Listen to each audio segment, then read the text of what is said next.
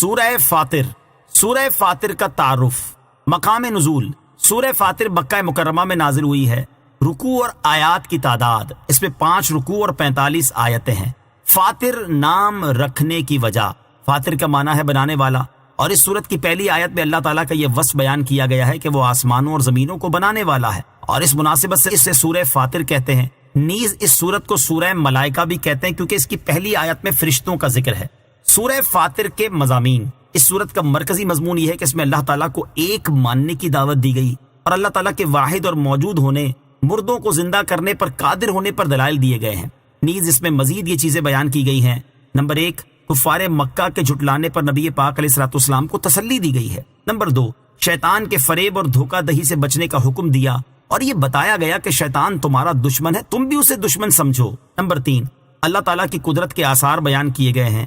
Number 4، یہ بتایا گیا کہ جو گناہوں سے بچا اور نیک اعمال کیے تو اس نے اپنے بھلے کے لیے ہی ایسا کیا ہے. نمبر 5، نبی پاک علیہ الصلوۃ والسلام کی امت کے لوگوں کے مختلف مراتب اور درجات بیان کیے گئے ہیں. نمبر 6، جنت میں مسلمانوں کا حال اور جہنم میں کافروں کا حال بیان کیا گیا ہے. نمبر 7، یہ بتایا گیا ہے کہ جو کفر کرے گا تو اس میں اس کا اپنا ہی نقصان ہے. نمبر 8، سورت کے آخر میں گناہوں پر فوری پکڑ نہ کرنے اور گناہ گاروں کو مہلت دینے کی حکمت بیان کی گئی ہے. سورہ سبا کے ساتھ مناسبت. سورہ فاطر کی اپنے سے ماں قبل سورت سبا کے ساتھ مناسبت یہ ہے کہ سورہ سبا کے آخر میں اللہ تعالیٰ نے کفار کی ہلاکت اور انہیں شدید ترین عذاب دیے جانے کا ذکر کیا، اور سورہ فاطر کی ابتدا میں یہ بیان ہوا کہ مسلمانوں پر لازم ہے کہ وہ اللہ تعالیٰ کی حمد و ثنا کریں اور اس کا شکر بجا لائیں. بسم اللہ الرحمن الرحیم. ترجمہ. اللہ کے نام سے شروع جو نہایت مہربان رحمت والا ہے. الحمد للہ فاطر السماوات والارض جاعل الملائکۃ رسلا اولی اجنحہ جاعل الملائکۃ رسلا اولی اجنحۃ مثنی وثلاث ورباع یزید فی الخلق ما یشاء ان اللہ علی کل شیء قدیر. ترجمہ. تمام تعریفیں اللہ کے لیے ہیں جو آسمانوں اور زمین کا بنانے والا ہے، فرشتوں کو رسول بنانے والا ہے، جن کے 2 3 4 پر ہیں، پیدائش میں جو چاہتا ہے بڑھا دیتا ہے، بے شک اللہ ہر چیز پر قادر ہے. الحمدللہ، تمام تعریفیں اللہ کے لیے ہیں. ارشاد فرمائے کہ تمام تعریفیں اللہ تعالیٰ کے لیے ہیں جو آسمانوں اور زمین کو کسی سابقہ مثال کے بغیر بنانے والا ہے. ان فرشتوں کو اپنے انبیاء کرام علیہ الصلوۃ والسلام کی طرف رسول یعنی قاصد بنانے والا ہے، جن کے 2 3 4 پر ہیں. حضرت علامہ اسماعیل حقی رحمۃ اللہ تعالی علیہ فرماتے ہیں کہ فرشتوں میں پروں کی زیادتی ان کے مراتب کی زیادتی کی بنا پر ہے، ورنہ فرشتہ ایک ہی آن میں آسمان و زمین کی مسافت طے کر لیتا ہے. یاد رہے کہ آیت میں فرشتوں کے پروں کی تعداد کا بیان حصر یا زیادتی کی نفی کے لیے نہیں ہے، کیونکہ بعض فرشتے ایسے ہیں کہ جن کے بہت زیادہ پر ہیں، جیسے صحیح مسلم میں حضرت عبداللہ ابن مسعود رضی اللہ تعالیٰ عنہ سے مروی ہے کہ حضور اقدس صلی اللہ تعالی علیہ وسلم نے حضرت جبرائیل علیہ الصلوۃ والسلام کے 600 پر ملاحظہ فرمائے. اس آیت سے معلوم ہوا کہ جو فرشتے انبیاء کرام علیہ الصلوۃ والسلام کی خدمت میں اللہ تعالیٰ کے پیغام لاتے ہیں وہ دیگر فرشتوں میں اعلیٰ درجے والے ہیں، کیونکہ اللہ تعالیٰ نے اس آیت میں بطور خاص ان کا ذکر فرمایا ہے. یزید فی الخلق ما یشاء، پیدائش میں جو چاہتا ہے بڑھا دیتا ہے. حضرت عبداللہ ابن عباس رضی اللہ تعالیٰ عنہما اس آیت کی تفسیر میں فرماتے ہیں کہ اللہ تعالیٰ فرشتوں کی بناوٹ اور ان کے پروں میں جس طرح چاہتا ہے اضافہ فرماتا ہے. اور دیگر مفسرین رحمت اللہ تعالیٰ علیہم نے اس آیت میں مذکور زیادتی کی مختلف تفاسیر بیان کی ہیں. ان کے اقوال کا خلاصہ یہ ہے کہ اللہ تعالیٰ انسانی جسم کی بناوٹ میں یا اس کی آواز کی خوبصورتی میں یا اس کی اچھی لکھائی میں یا اس کی آنکھوں اور ناک کی ملاحت میں یا اس کے بالوں کے گھنگر میں یا اس کی عقل میں یا اس کے علم میں یا اس کے پیشے میں یا اس کے نفس کی پاکیزگی میں یا گفتگو کی حلاوت میں جس طرح چاہتا ہے اپنی مشیت اور حکمت کے مطابق اضافہ فرما دیتا ہے. یاد رہے کہ یہاں جن چیزوں کا ذکر کیا گیا صرف ان میں ہی اضافہ منحصر نہیں بلکہ ان چیزوں کا ذکر بطور مثال کیا گیا ہے، اور یہ آیت تخلیق میں ہر طرح کے اضافے کو شامل ہے چاہے وہ ان چیزوں میں ہو جنہیں ظاہری طور پر حسین شمار کیا جاتا ہے یا ان چیزوں میں ہو جنہیں بظاہر اچھا نہیں سمجھا جاتا۔ آیت کے آخر میں فرمایا کہ بے شک اللہ ہر چیز پر قادر ہے، لہٰذا اس کی قدرت صرف ان موجودات میں منحصر نہیں بلکہ وہ ہمارے خیال اور وہم سے ورا ہے۔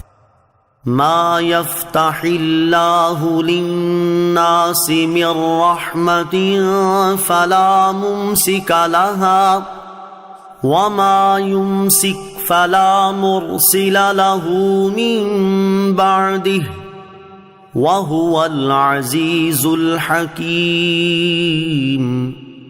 ترجمہ، اللہ لوگوں کے لیے جو رحمت کھول دے اسے کوئی روکنے والا نہیں، اور جو کچھ روک دے تو اس کے روکنے کے بعد اسے کوئی چھوڑنے والا نہیں، اور وہی غالب حکمت والا ہے۔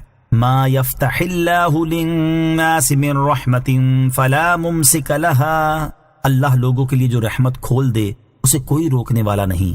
اس آیت کا خلاصہ یہ ہے کہ اللہ تعالیٰ لوگوں کے لیے اپنی رحمت کے خزانوں میں سے جو رحمت کھول دے، جیسے صحت، امن و سلامتی، علم و حکمت، بارش اور رزق وغیرہ، تو اسے روکنے پر کوئی قدرت نہیں رکھتا، اور جس چیز کو روک دے تو اس کے روکنے کے بعد اسے چھوڑنے پر کوئی قدرت نہیں رکھتا، اور اللہ تعالیٰ ہی کھولنے، روکنے اور اپنی مشیت کے لحاظ سے ہر چیز پر غالب ہے، اور اللہ تعالیٰ جو کچھ بھی کرتا ہے وہ سب حکمت اور مصلحت کے مطابق ہے۔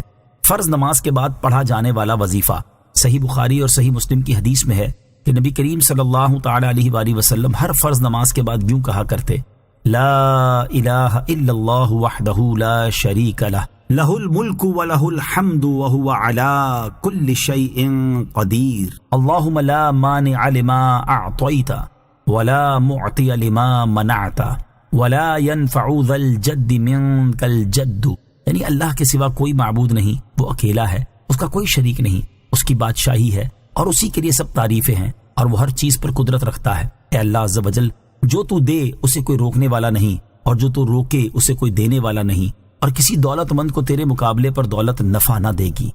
یا ایہا الناس اذکروا نعمت اللہ علیکم هل من خالق غیر اللہ یرزقکم من السماء والارض لا الہ الا ہوا فانا تؤفکون۔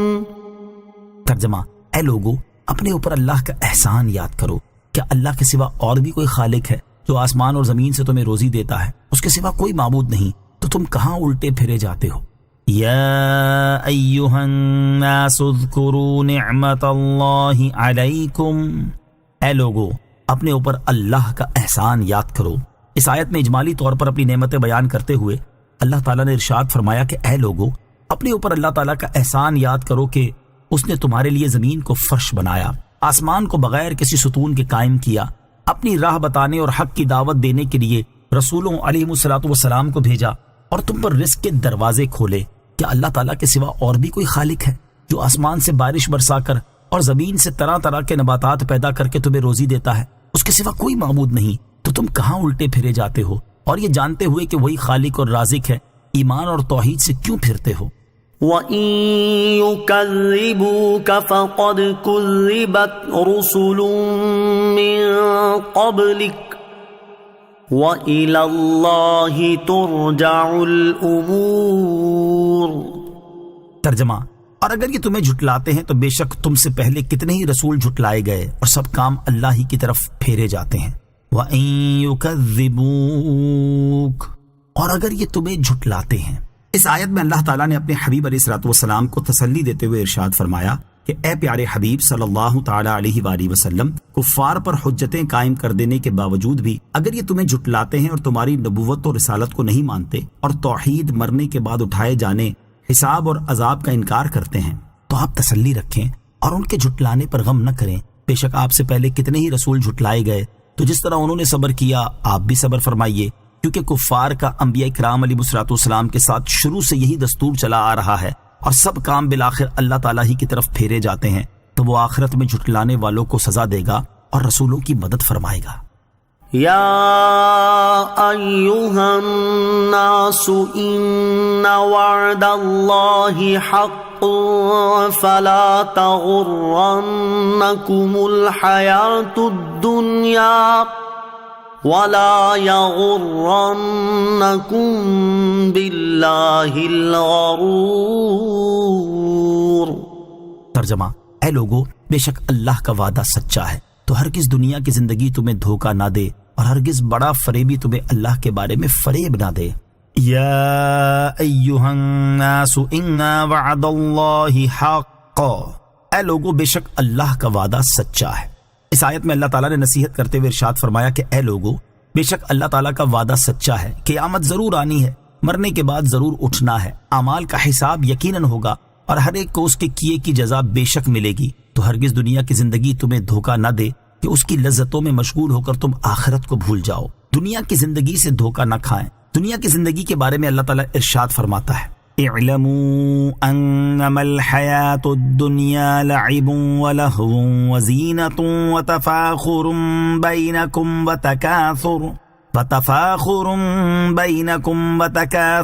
فی الاموال والاولاد كمثل غيث أعجب الكفار نباته ثم يهيج فتراه مصفرا ثم يكون حطاما وفي الآخرة عذاب شديد ومغفرة من الله ورضوان وما الحياة الدنيا إلا متاع الغرور۔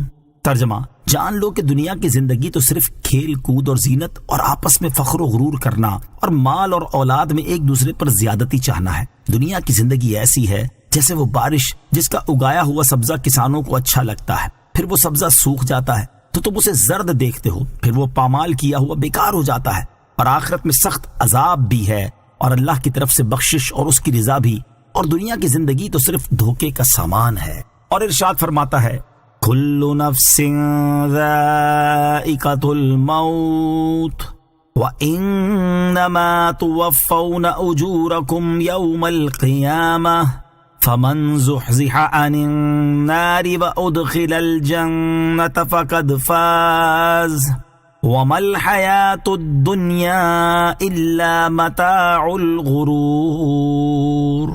ترجمہ: ہر جان موت کا مزہ چکھنے والی ہے، اور قیامت کے دن تمہیں تمہارے اجر پورے پورے دیے جائیں گے۔ تو جسے آگ سے بچا لیا گیا اور جنت میں داخل کر دیا گیا تو وہ کامیاب ہو گیا، اور دنیا کی زندگی تو صرف دھوکے کا سامان ہے۔ اور دنیا کی زندگی سے دھوکہ نہ کھانے کے بارے میں ارشاد فرماتا ہے: یا ایہا الناس اتقوا ربکم واخشوا یوما لا یجزی والد عن ولدہ ولا مولود هو جاز عن والده شيئا ان وعد الله حق فلا تغرنكم الحياة الدنيا ولا يغرنكم بالله الغرور۔ ترجمہ: اے لوگو، اپنے رب سے ڈرو اور اس دن کا خوف کرو جس میں کوئی باپ اپنی اولاد کے کام نہ آئے گا، اور نہ کوئی بچہ اپنے باپ کو کچھ نفع دینے والا ہوگا۔ بے شک اللہ کا وعدہ سچا ہے، تو دنیا کی زندگی ہرگز تمہیں دھوکہ نہ دے، اور ہرگز بڑا دھوکہ دینے والا تمہیں اللہ کے علم پر دھوکے میں نہ ڈالے۔ لہٰذا مسلمانوں کو چاہیے کہ دنیا کی رنگینیوں اور اس کی لذتوں میں کھونے کی بجائے اپنی آخرت کی تیاری میں مصروف رہیں۔ حضرت عبداللہ ابن عمر رضی اللہ تعالیٰ عنہما فرماتے ہیں کہ رسول اللہ صلی اللہ تعالیٰ علیہ وسلم نے میرا کندھا پکڑ کر فرمایا: دنیا میں یوں رہو گویا تم مسافر ہو یا راہ چلتے۔ حضرت عبداللہ ابن عمر رضی اللہ تعالیٰ عنہما فرماتے ہیں کہ جب تم شام پالو تو صبح کے منتظر نہ رہو، اور جب صبح پالو تو شام کی امید نہ رکھو، اور اپنی تندرستی سے بیماری کے لیے اور زندگی سے موت کے لیے کچھ توشہ لے لو۔ اللہ تعالیٰ ہمیں دنیا کی حقیقت کو سمجھنے اور اس کی رنگینیوں سے دھوکہ نہ کھانے کی توفیق عطا فرمائے، آمین۔ وَلَا يَغُرَّنَّكُمْ بِاللَّهِ الْغَرُورُ، اور ہرگز وہ بڑا فریبی تمہیں اللہ کے بارے میں فریب نہ دے، یعنی گناہوں پر اصرار کے باوجود شیطان تمہارے دلوں میں یہ وسوسہ ڈال کر اللہ تعالیٰ کے عفو و کرم کے بارے میں تمہیں ہرگز فریب نہ دے کہ تم جو چاہو عمل کرو۔ اللہ تعالیٰ بخشنے والا ہے، وہ تمہارے تمام گناہوں کو بخش دے گا۔ بے شک گناہگار کی مغفرت ہو جانا ممکن ہے، لیکن مغفرت کی امید پر گناہ کرنا ایسے ہے جیسے ناساز طبیعت کے درست ہونے کی امید پر زہر کھانا۔ صدر الافاضل مفتی نعیم الدین مراد آبادی رحمۃ اللہ تعالی علیہ اس آیت کی تفسیر میں فرماتے ہیں شیطان تمہارے دلوں میں یہ وسوسہ ڈال کر تمہیں اللہ تعالیٰ کے بارے میں ہرگز فریب نہ دے کہ گناہوں سے مزہ اٹھا لو۔ اللہ تعالیٰ حلم فرمانے والا ہے، وہ درگزر کرے گا۔ اللہ تعالیٰ بے شک حلم والا ہے، لیکن شیطان کی فریب کاری یہ ہے کہ وہ بندوں کو اس طرح توبہ و عمل صالح سے روکتا ہے اور گناہ و معصیت پر جری کرتا ہے، اور اس کے فریب سے ہوشیار رہو۔ گناہوں اور امید سے متعلق مسلمانوں کا حال۔ فی زمانہ مسلمانوں کی عمومی حالت یہ ہے کہ وہ طرح طرح کے گناہوں میں مصروف ہے اور قرآن پاک کی آیات اور تاجدار رسالت صلی اللہ تعالیٰ علیہ وسلم کی احادیث سنا کر سمجھانے کے باوجود بھی نیک اعمال کی طرف راغب ہوتے ہیں اور نہ ہی گناہوں سے تائب ہوتے ہیں، بلکہ بعض بے باک تو گناہ سے باز آنے کی بجائے یہ کہہ گزرتے ہیں کہ ہم گناہ کر رہے ہیں تو کیا ہوا، ہم اللہ تعالیٰ کی عبادت نہیں کرتے تو کوئی بات نہیں، اللہ تعالیٰ بڑا بخشنے والا ہے، وہ ہمیں بخش دے گا۔ اور بعض لوگ یہ سوچ کر گناہ کرتے ہیں کہ ہم بعد میں توبہ کر لیں گے۔ یوں ہی بعض مسلمان فرائض کی بجا آوری اور حرام و ممنوع کاموں سے بچنے میں تو انتہائی غفلت اور لاپرواہی کا شکار ہیں، جبکہ مستحب کاموں کو نجات کا ذریعہ سمجھ کر ان کے انتہائی پابند ہیں، حالانکہ فرائض مقدم ہیں۔ اللہ تعالیٰ انہیں ہدایت اور عقل سلیم عطا فرمائے، آمین۔ ان الشیطان لکم عدو فاتخذوه عدوا انما يدعو حزبه ليكونوا من اصحاب السعیر۔ ترجمہ: بے شک شیطان تمہارا دشمن ہے تو تم بھی اسے دشمن سمجھو، وہ تو اپنے گروہ کو اسی لیے بلاتا ہے تاکہ وہ بھی دوزخیوں میں سے ہو جائیں۔ ان الشیطان لکم عدو فاتخذوه عدوا، بے شک شیطان تمہارا دشمن ہے تو تم بھی اسے دشمن سمجھو۔ ارشاد فرمائے کہ شیطان تمہارا بڑا پرانا دشمن ہے اور اس کی یہ دشمنی ختم نہ ہوگی، لہذا تم بھی اپنے عقائد، افعال اور اعمال کے معاملے میں اسے اپنا دشمن سمجھو اور اس کی اطاعت نہ کرو، بلکہ اللہ تعالیٰ کی فرما برداری میں مشغول رہو۔ شیطان تو اپنی پیروی کرنے والوں کو کفر کی طرف اسی لیے بلاتا ہے تاکہ وہ بھی دوزخیوں میں سے ہو جائیں۔ الذین کفروا لهم عذاب شدید والذین آمنوا وعملوا الصالحات لهم مغفرۃ وأجر کبیر۔ ترجمہ: کافروں کے لیے سخت عذاب ہے اور ایمان لانے والوں اور اچھے کام کرنے والوں کے لیے بخشش اور بڑا ثواب ہے۔ الذین کفروا لهم عذاب شدید، کافروں کے لیے سخت عذاب ہے۔ اس آیت میں اللہ تعالیٰ نے شیطان کی پیروی کرنے والوں اور اس کے مخالفین کا حال تفصیل کے ساتھ بیان فرمایا ہے۔ چنانچہ ارشاد فرمایا کہ کافروں کے لیے جو شیطان کے گروہ میں سے ہیں ان کے کفر کے سبب سخت عذاب ہے، اور وہ لوگ جو ایمان لائے اور انہوں نے اچھے کام کیے اور شیطان کے فریب میں نہ آئے، اس کی راہ پر نہ چلے، ان کے لیے بخشش اور بڑا ثواب ہے۔ افمن زین له سوء عمله فرآه حسنا فإن اللہ یضل من یشاء ویہدی من یشاء فلا تذهب نفسك عليهم حسرات ان اللہ علیم بما یصنعون۔ ترجمہ: تو کیا وہ شخص جس کے لیے اس کا برا عمل خوبصورت بنا دیا گیا تو وہ اسے اچھا ہی سمجھتا ہے، کیا وہ ہدایت یافتہ آدمی جیسا ہو سکتا ہے؟ تو بے شک اللہ گمراہ کرتا ہے جسے چاہتا ہے اور راہ دکھاتا ہے جسے چاہتا ہے، تو حسرتوں کی وجہ سے ان پر تمہاری جان نہ چلی جائے، بے شک اللہ خوب جانتا ہے جو کچھ وہ کرتے ہیں۔ افمن زین له سوء عملہ، تو کیا وہ شخص جس کے لیے اس کا برا عمل خوبصورت بنا دیا گیا؟ شیطان کی پیروی اور مخالفت کرنے والوں کا حال بیان کرنے کے بعد اللہ تعالیٰ نے اپنے حبیب علیہ الصلوۃ والسلام سے ارشاد فرمایا کہ وہ شخص جس کے لیے اس کا برا عمل خوبصورت بنا دیا گیا تو وہ اسے اچھا ہی سمجھتا ہے، کیا وہ ہدایت یافتہ آدمی جیسا ہو سکتا ہے؟ ہرگز نہیں۔ برے کام کو اچھا سمجھنے والا راہ یاب کی طرح کیا ہو سکتا ہے؟ وہ تو اس بدکار سے بدر جہاں بدتر ہے جو اپنے خراب عمل کو برا جانتا ہو اور حق کو حق اور باطل کو باطل سمجھتا ہو۔ شان نزول: یہ آیت ابو جہل وغیرہ مشرکین مکہ کے بارے میں نازل ہوئی جو اپنے شرک و کفر جیسے قبیح افعال کو شیطان کے بہکانے اور اچھا سمجھانے سے اچھا سمجھتے تھے، اور ایک قول یہ ہے کہ یہ بدعتی اور نفسانی خواہشات پر چلنے والے لوگوں کے حق میں نازل ہوئی جن میں خوارج وغیرہ داخل ہیں جو اپنی بد مذہبیوں کو اچھا جانتے ہیں اور آج کل کے تمام بد مذہب خواہ وہ انبیاء کرام علیہ الصلوۃ والسلام اور اولیاء الزام رحمت اللہ تعالی علیہم کے گستاخ ہوں، یا صحابہ کرام اور اہل بیت رضی اللہ تعالی عنہم کے گستاخ، یا تقلید کے منکر، یا جری و بے باک نئے متجددین جو کہ اپنی بے دینیوں کو دین اور بدعملیوں کو نیکی سمجھ کر ان پر فخر کرتے ہیں، سب انہی کے زمرے میں داخل ہیں۔ برے اعمال کو اچھا سمجھ کر کرنا ہمارے معاشرے کا بہت بڑا المیہ ہے۔ ہمارے آج کے معاشرے کا یہ بہت بڑا المیہ ہے کہ لوگ برے اعمال کو اچھا سمجھ کر کرتے ہیں۔ یوں ہی لوگوں کے سامنے برے اعمال کو اس طرح سجا سوار کر پیش کیا جاتا ہے کہ دیکھنے والے انہیں اچھا سمجھ کر کرنا شروع کر دیتے ہیں۔ جیسے مردوں کے شانہ بشانہ کام کرنے کو عورت کا حق جانا جاتا ہے، گلیوں اور بازاروں میں عورتوں کے بے پردہ گھومنے کو فیشن خیال کیا جاتا ہے، اجنبی مردوں سے بے تکلف ہو کر باتیں کرنے اور ان سے ہاتھ ملانے کو تہذیب کا نام دیا جاتا ہے، مردوں کے داڑھی منڈانے کو چہرے کا حسن شمار کیا جاتا ہے، موسیقی کو روح کی غذا سمجھا جاتا ہے۔ اللہ تعالیٰ مسلمانوں کو ہدایت عطا فرمائے، آمین۔ فَإِنَّ اللَّهَ يُضِلُّ مَن يَشَاءُ وَيَهْدِي مَن يَشَاءُ، تو بے شک اللہ گمراہ کرتا ہے جسے چاہتا ہے اور راہ دکھاتا ہے جسے چاہتا ہے۔ یعنی اے حبیب صلی اللہ تعالی علیہ وسلم، بے شک اللہ تعالیٰ جسے چاہتا ہے گمراہ کرتا ہے اور جسے چاہتا ہے راہ دکھاتا ہے۔ لہٰذا غموں کی وجہ سے ان پر آپ کی جان نہ چلی جائے کہ افسوس و ایمان نہ لائے اور حق کو قبول کرنے سے محروم رہے۔ مراد یہ کہ آپ ان کے کفر اور ہلاکت کا غم نہ فرمائیں، بے شک اللہ تعالیٰ خوب جانتا ہے جو کچھ وہ کرتے ہیں۔ اللہ تعالیٰ انہیں ان کے اعمال کی سزا دے گا۔ اس طرح کی آیات سے یہ بھی معلوم ہوا کہ مبلغ کی تبلیغ کا اثر ظاہر نہ ہو رہا ہو تو اسے بہت زیادہ غمزدہ نہیں ہونا چاہیے، اللہ تعالیٰ کی رضا اور ثواب پر نظر رکھنی چاہیے۔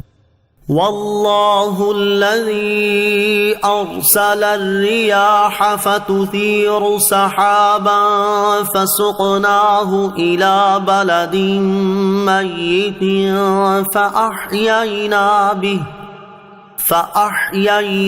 به الارض بعد موتها کذالک النشور۔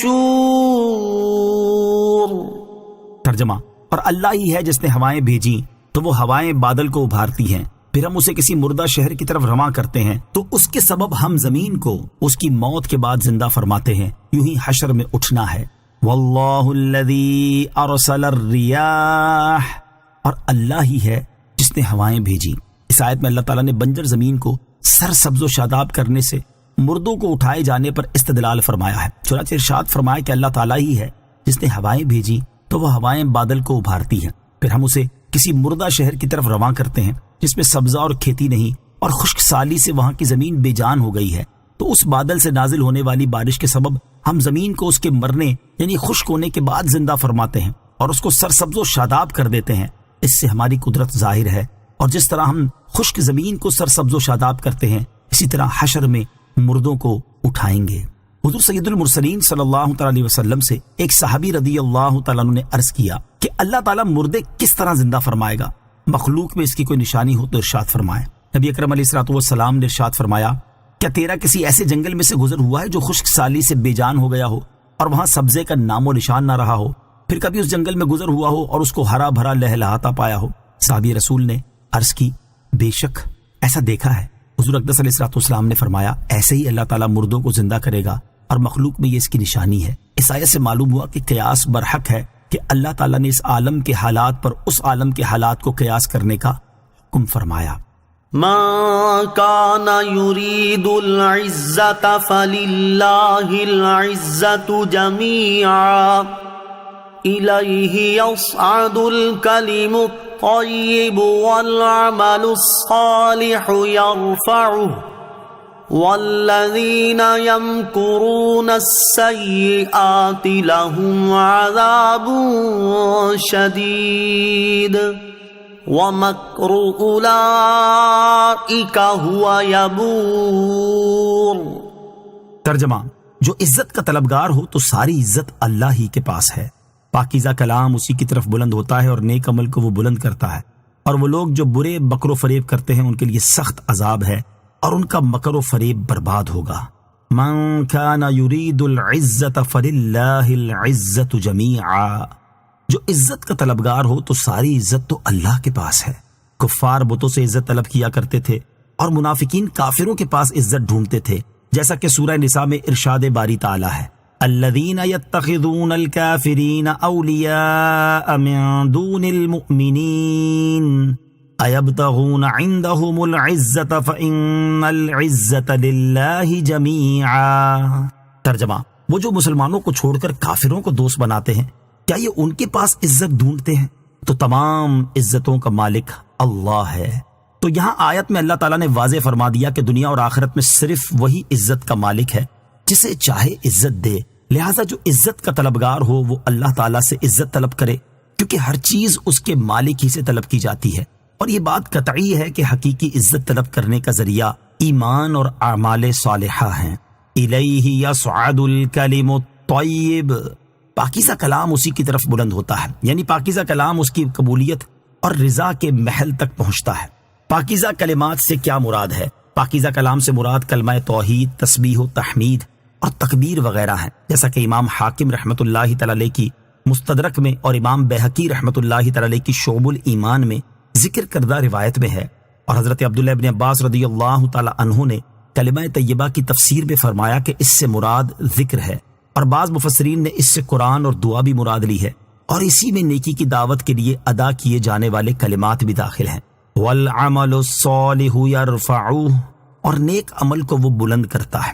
نیک کام سے مراد وہ عمل اور عبادت ہے جو اخلاص سے ہو، اور آیت کے اس حصے کا ایک معنی یہ ہے کہ کلمہ طیبہ عمل کو بلند کرتا ہے، کیونکہ توحید اور ایمان کے بغیر عمل مقبول نہیں۔ دوسرا معنی یہ ہے کہ نیک عمل کو اللہ تعالیٰ رفعت قبول عطا فرماتا ہے۔ تیسرا معنی یہ ہے کہ نیک عمل کرنے والے کا مرتبہ بلند کرتے ہیں، تو جو عزت چاہے اس پر لازم ہے کہ نیک عمل کرے۔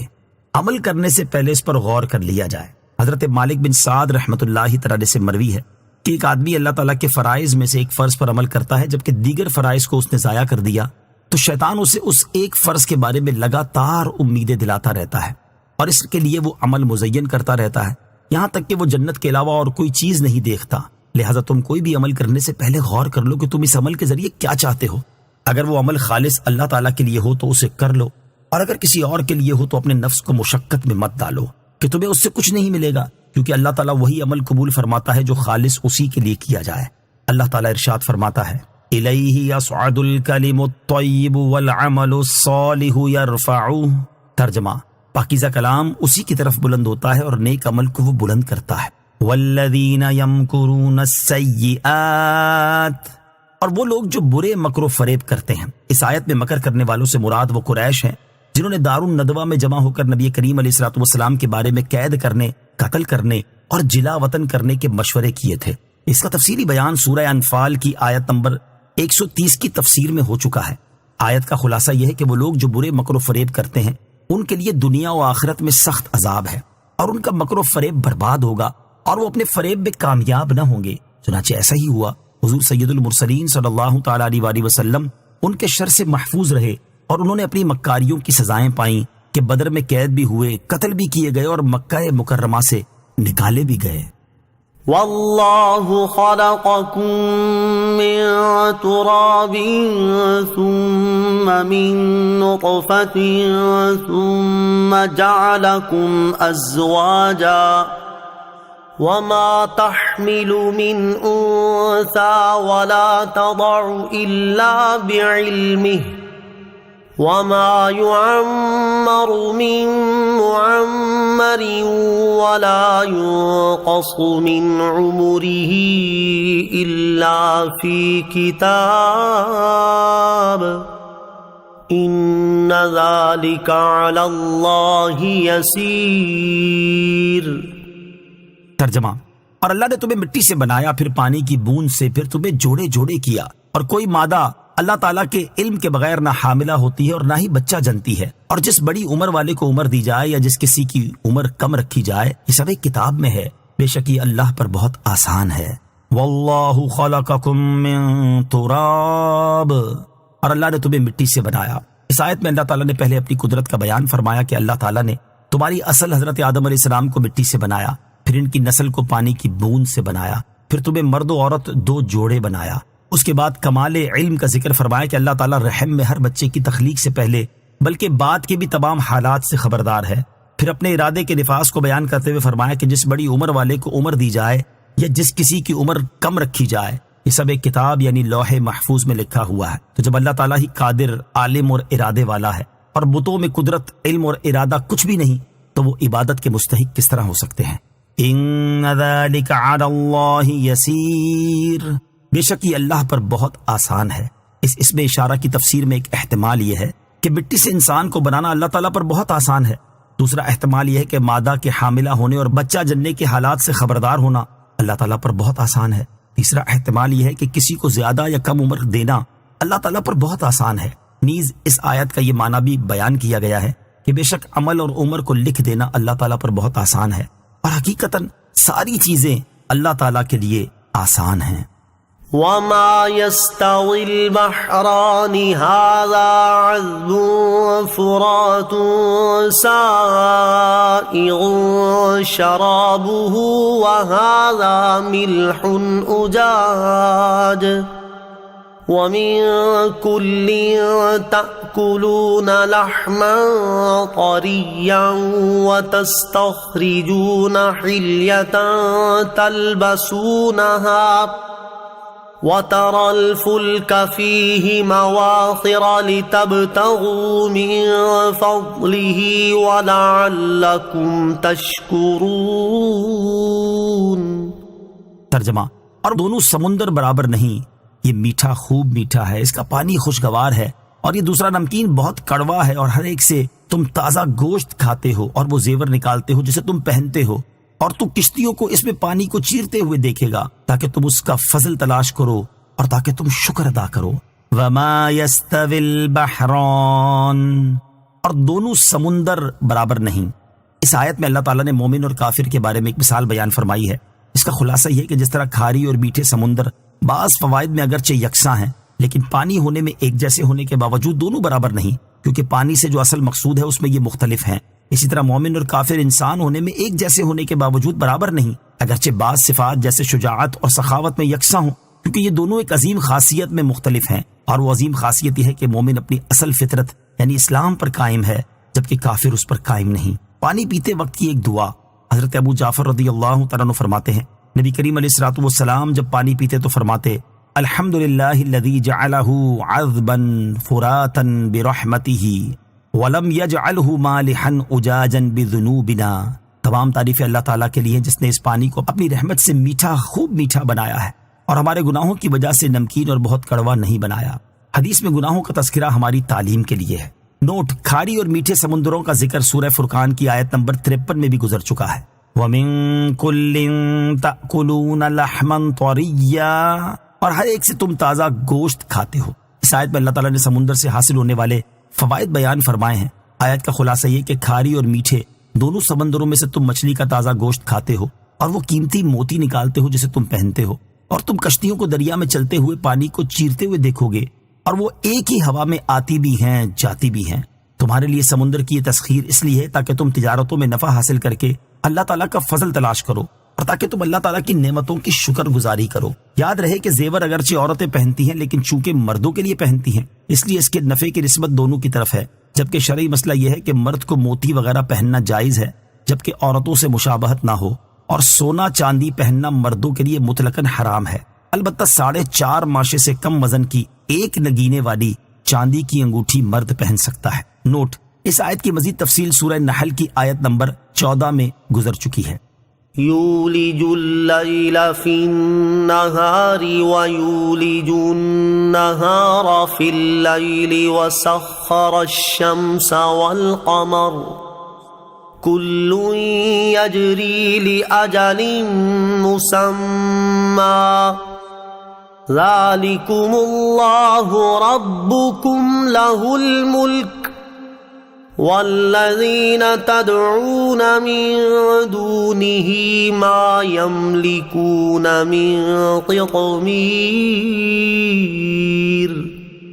ترجمہ، وہ رات کو دن میں داخل کر دیتا ہے اور دن کو رات میں داخل کر دیتا ہے، اور سورج اور چاند کو اس نے کام میں لگا دیا، ہر ایک مقررہ میعاد تک چلتا ہے۔ یہی اللہ تمہارا رب ہے، اسی کی بادشاہی ہے، اور اس کے سوا جنہیں تم پوجتے ہو وہ کھجور کے چھلکے کے بھی مالک نہیں ہیں۔ یولج اللیل فی النہار، وہ رات کو دن میں داخل کر دیتا ہے۔ اس آیت کا خلاصہ یہ ہے کہ اللہ تعالیٰ رات کے کچھ حصے کو کسی موسم میں دن میں داخل کر دیتا ہے تو دن بڑھ جاتا ہے، اور دن کے کچھ حصے کو کسی موسم میں رات میں داخل کر دیتا ہے تو رات بڑھ جاتی ہے، یہاں تک کہ بڑھنے والی رات یا دن کی مقدار 15 گھنٹے تک پہنچتی ہے اور گھٹنے والا 9 گھنٹے کا رہ جاتا ہے۔ اور اللہ تعالیٰ نے سورج اور چاند کو کام میں لگا دیا، ان میں سے ہر ایک مقررہ میعاد یعنی روز قیامت تک چلتا رہے گا کہ جب قیامت آ جائے گی تو ان کا چلنا موقوف ہو جائے گا اور یہ نظام باقی نہ رہے گا۔ یہی اللہ تعالیٰ تمہارا رب ہے جو معبود ہونے، رب اور مالک ہونے کے تمام اوصاف کا جامع ہے۔ تم اسے پہچانو، اس کی وحدانیت کا اقرار کرو اور اس کے حکم کی اطاعت کرو، اور اللہ تعالیٰ کی بجائے جن بتوں کو تم پوجتے ہو ان کی بے بسی کا حال یہ ہے کہ وہ کھجور کے چھلکے کی مقدار بھی تمہیں نفع نہیں پہنچا سکتے۔ نوٹ: رات کو دن میں داخل کرنے کی تفسیر سورہ آل عمران آیت نمبر 27 اور سورج چاند کو مسخر کرنے کی تفسیر سورہ رعد آیت نمبر 2 اور سورہ ابراہیم آیت نمبر 33 میں بھی گزر چکی ہے۔ إن تدعوهم لا يسمعوا دعاءكم ولو سمعوا ما استجابوا لكم ويوم القيامة يكفرون بشرككم ولا ينبئك مثل خبير۔ ترجمہ: اگر تم ان سے دعا کرو تو وہ تمہاری دعا نہیں سنیں گے، اور اگر بالفرض سن بھی لیں تو تمہاری دعا قبول نہیں کر سکتے، اور قیامت کے دن وہ تمہارے شرک سے انکار کر دیں گے، اور باخبر خدا کی طرح تجھے کوئی نہ بتائے گا۔ ان تدعوهم لا يسمعوا دعاءكم، اگر تم ان سے دعا کرو تو وہ تمہاری دعا نہیں سنیں گے۔ کفار بتوں کا قرب حاصل کرنے، ان کی طرف دیکھنے اور ان کے سامنے اپنی حاجات پیش کرنے کو عزت کا ذریعہ سمجھتے تھے۔ اس آیت میں اللہ تعالیٰ نے کفار کے اس نظریے کا رد کرتے ہوئے فرمایا کہ جن بتوں کی تم عبادت کرتے ہو اگر تم ان سے دعا کرو تو وہ تمہاری دعا سننے کی صلاحیت نہیں رکھتے، کیونکہ وہ بے جان جمادات ہیں، اور اگر بالفرض سن بھی لیں تو وہ تمہاری دعا قبول نہیں کر سکتے، کیونکہ وہ اصلاً قدرت اور اختیار نہیں رکھتے، اور قیامت کے دن وہ بت تمہارے شرک سے انکار کر دیں گے اور بیزاری کا اظہار کرتے ہوئے کہیں گے کہ تم ہمیں نہ پوچھتے تھے، اور اے بندے، دنیا و آخرت کے احوال اور بت پرستی کے انجام کی جیسی خبر اللہ تعالیٰ دیتا ہے اور کوئی نہیں دے سکتا۔ یا ایہا الناس انتم الفقراء الی اللہ واللہ هو الغنی الحمید۔ ترجمہ: اے لوگو، تم سب اللہ کے محتاج ہو اور اللہ ہی بے نیاز تمام خوبیوں والا ہے۔ یا ایہا الناس انتم الفقراء الی اللہ، اے لوگو تم سب اللہ کے محتاج ہو۔ اگرچہ اللہ تعالیٰ کے علاوہ ہر چیز اللہ تعالیٰ کی محتاج ہے، لیکن اس آیت میں بطور خاص انسانوں کو اس لیے مخاطب کیا گیا کہ انسان ہی مالداری کا دعویٰ کرتے ہیں اور اسے اپنی طرف منسوب کرتے ہیں۔ آیت کا معنی یہ ہے کہ اے لوگو، مخلوق میں سے تم سب سے زیادہ اپنی جان، اہل و عیال، مال اور تمام امور میں اللہ تعالیٰ کے فضل و احسان کے حاجت مند ہو۔ تمہیں پلک جھپکنے بلکہ اس سے بھی کم مقدار میں اللہ تعالیٰ سے بے نیازی نہیں ہو سکتی، اور اللہ تعالیٰ ہی اپنی مخلوق سے بے نیاز ہے، وہ ان کا حاجت مند نہیں، اور وہی مخلوق پر اپنے احسانات اور انعامات کی وجہ سے تمام تعریفوں کا مستحق ہے۔ حضرت ذوالنون مصری رحمۃ اللہ تعالی نے فرمایا کہ مخلوق ہر دم اور ہر لہجہ اللہ تعالیٰ کی محتاج ہے، اور کیوں نہ ہوگی کہ ان کی ہستی اور ان کی بقا سب اس کے کرم سے ہی تو ہے۔ إن يشأ يذهبكم ويأتي بخلق جديد وما ذلك على الله بعزيز۔ ترجمہ: اگر وہ چاہے تو تمہیں لے جائے اور نئی مخلوق لے آئے، اور یہ اللہ پر کچھ دشوار نہیں۔ إن يشأ يذهبكم، اگر وہ چاہے تو تمہیں لے جائے۔ اس آیت اور اس کے بعد والی آیت کا خلاصہ یہ ہے کہ اے لوگو، اگر تمہارا رب عز و جل چاہے تو تمہیں ہلاک کر دے، کیونکہ اسی نے تمہیں پیدا کیا ہے اور وہ تم سے بے نیاز ہے، اور تمہاری بجائے نئی مخلوق لے آئے جو فرما بردار ہو، اللہ تعالیٰ کے احکامات کی پیروی کرنے والی ہو، اور جن چیزوں سے اللہ تعالیٰ نے منع فرمایا ہے ان سے رک جانے والی ہو۔ اور یاد رکھو کہ تمہیں ہلاک کر کے نئی مخلوق لے آنا اللہ تعالیٰ پر کچھ دشوار نہیں، بلکہ یہ اس کے لیے بہت آسان ہے۔ تو اے لوگو، اللہ تعالیٰ سے ڈرو اور اس کی فرما برداری کرو اس سے پہلے کہ تمہارا رب عز و جل تمہیں ہلاک کر دے۔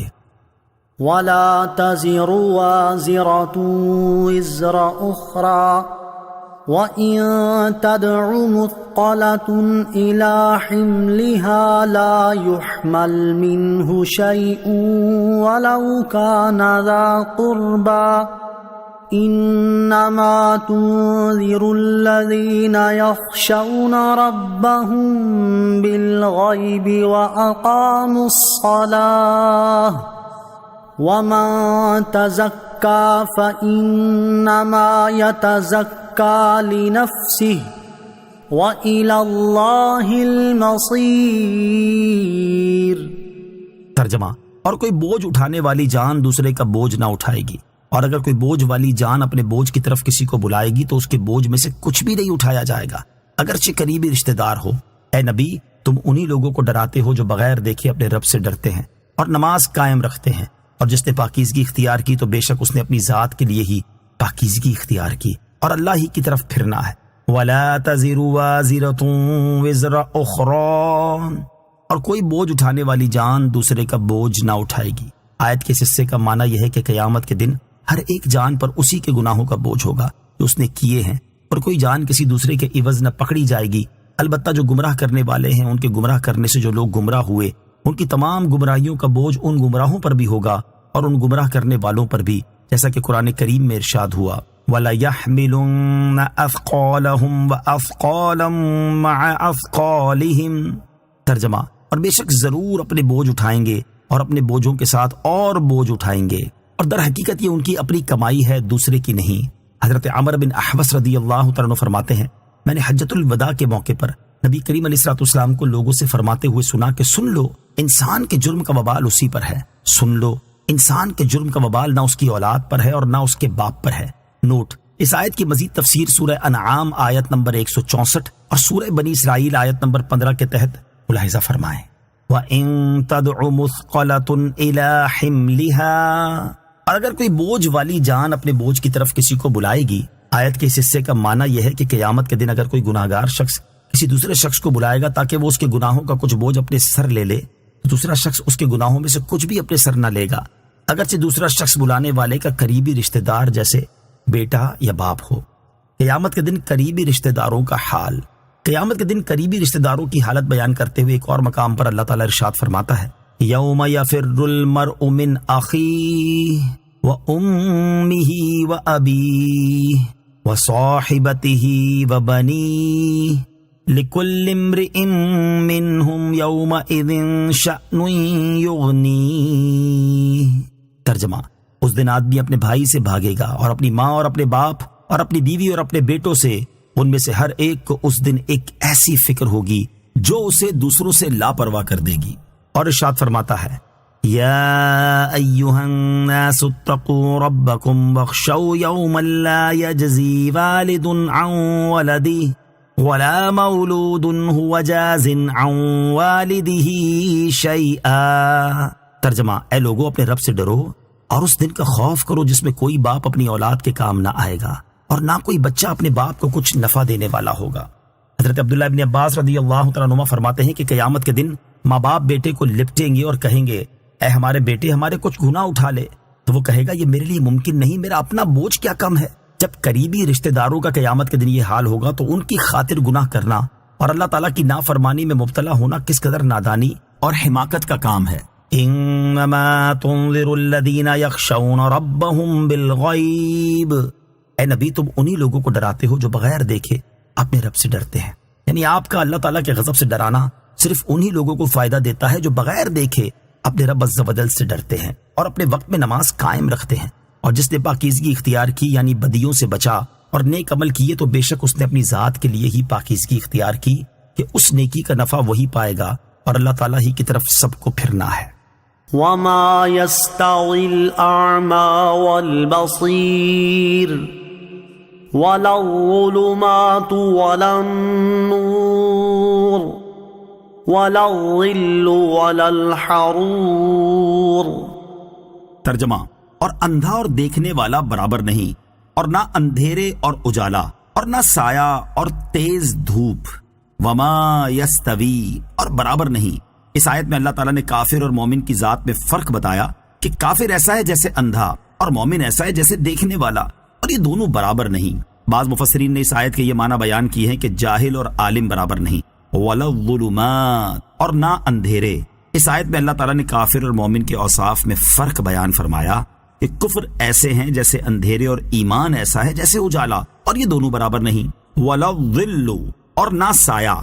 اس آیت میں اللہ تعالیٰ نے قیامت کے دن کافر اور مومن کے مکان میں فرق بیان فرمایا کہ مومن کا مکان جنت ایسے ہے جیسے سایہ، اور کافر کا مکان جہنم ایسے ہے جیسے تیز دھوپ، اور یہ دونوں برابر نہیں۔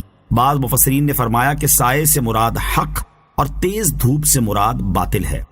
وما يستوي الأحياء ولا الأموات إن الله يسمع من يشاء وما أنت بمسمع من في القبور